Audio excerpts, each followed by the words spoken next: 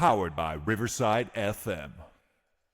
Man, Kevin O'Connell has done some great things since he's been here. So my question to you, UP Nation, is where does Kevin O'Connell rank amongst the great NFL coaches currently in the league today?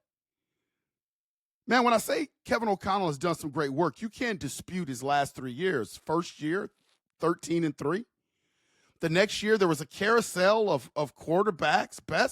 His best quarterback, QB1, Kirk Cousins, popped his Achilles, and he made some things work, and still at the end of the season had a chance to go to the playoffs. And then you come back and you sign a guy, for all intents and purposes, that was washed up, a bust of an NFL draft, couldn't get it done in the New York Jets, couldn't get it done with the Carolina Panthers, in Sam Darnold.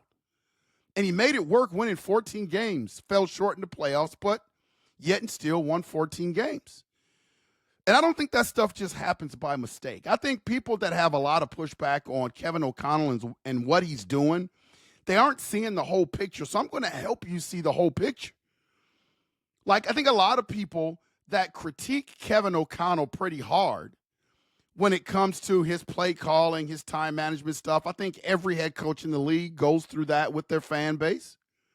I think a lot of people forget what the team looked and felt like under Mike Zimmer his last couple of years with the Minnesota Vikings. And I think if you go back to those last 2 years with Mike Zimmer and the Minnesota Vikings, I think you would have a greater appreciation from a guy, KOC. When you look at the landscape of quarterbacks in the NFL, UP Nation, I think there are some names that you would throw out there that are pretty consistent in terms of agreed upon, that are some of the elite coaches in the league. I think you got to throw Andy Reid out there for the Chiefs. I mean, the amount of Super Bowls that they won has just been incredible. I remember a time where they said Andy Reid couldn't win the big games.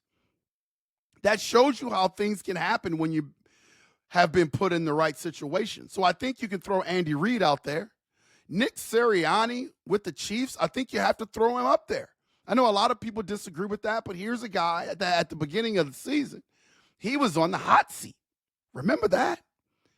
And then he goes out and he wins the Super Bowl. He beats Andy Reid and he beats Pat Mahomes, who is probably going to be considered one of the GOATs of pro football. Everybody talks about Sean McVay. They even call Kevin O'Connell the tall Sean McVay. Came from the Sean McVay tree. He's done some great things with the Los Angeles Rams. I don't think anybody disputes his coaching acumen. And I'm just throwing names out of people. When they talk about the best coaches in the league, these are the names that come up. John Harbaugh from the Ravens hasn't really found a way to get it done yet, but has been really knocking on the door. You know, no one disputes his coaching acumen. I mean, the Harbaugh and their family, when it comes to football, they know their stuff. Do you put Dan Campbell in there, guys? Is Dan Campbell a product of his coordinators? I mean, the guy is a hell of a motivator, but when you talk about putting him in the upper echelon of coaches in the league, do you have to? Do you have to? Do you have to? Like, he has turned around an organization that hasn't been there in a while. I mean, they've just been almost omitted from the league. And Dan Campbell has been one of the few coaches that have come into the Detroit Lions franchise and made some things happen. It was supposed to be a guy like Matt Patricia. Remember that?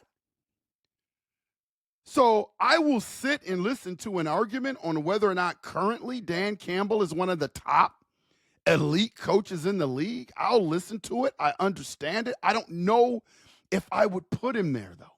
I just don't know if I would put him there. People talk about Sean Payton. You know, you can't dispute Sean Payton's acumen. As soon as he entered the Denver Broncos organization, they have become more competitive. They were in the playoffs last year. He took a rookie quarterback, Bo Nix, that nobody had rated super high, and he went to the playoffs. And Bo Nix had a great season last season. So you got to put Sean Payton up there, right? I'm not a big Sean Payton fan, not even close, but I think you got to put him up there. And then you're looking at a guy like Matt LaFleur with the Green Bay Packers. Where does KOC fit? Now, I would have to say I'm taking Andy Reid first. I'm taking Sean McVay second. And this is not ranked, but I'm just saying guys that I would take ahead of KOC. You got to put Sean McVay over KOC. KOC hadn't beaten him yet. And he was an assistant coach under Sean McVay. John Harbaugh. You got to put him up there, right? And then after that, therein lies the question.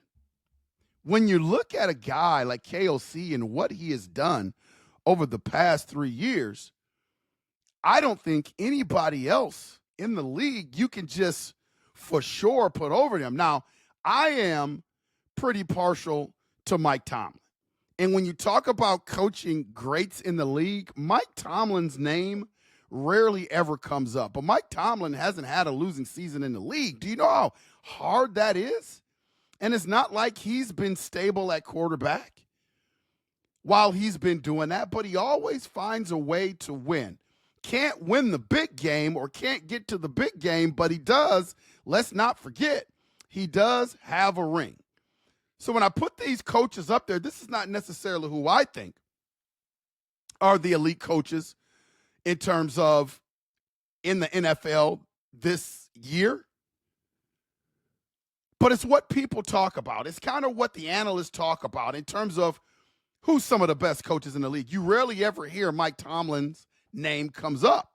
When it comes to culture and brand, you hear his name. But I'm talking about some of the elite minds in the league. Looking at KOC's body of work thus far, I think Minnesota Viking fans, UP Nation fans, we should be really happy. We should be really grateful.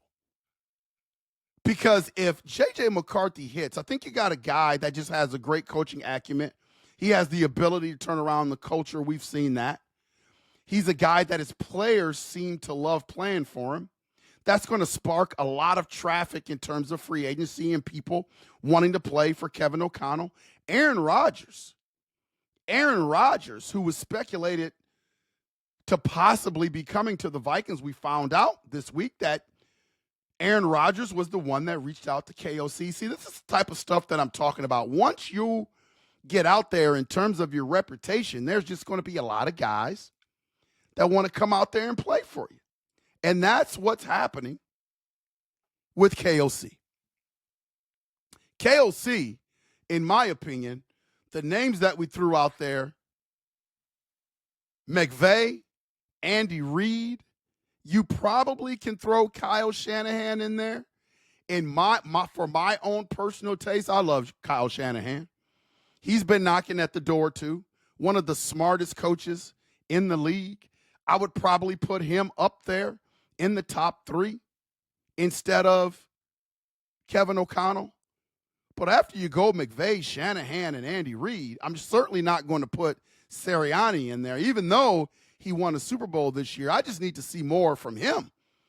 Again, things were kind of falling apart culture-wise. He won the Super Bowl. I give him a lot of credit for that. I just want to see what he's going to do from here. I suppose you've got to put him, Sirianni, you've got to put him ahead of Kevin O'Connell right now because of the ring, because of the Super Bowl. I'll listen to that. After that, man, I think we got something.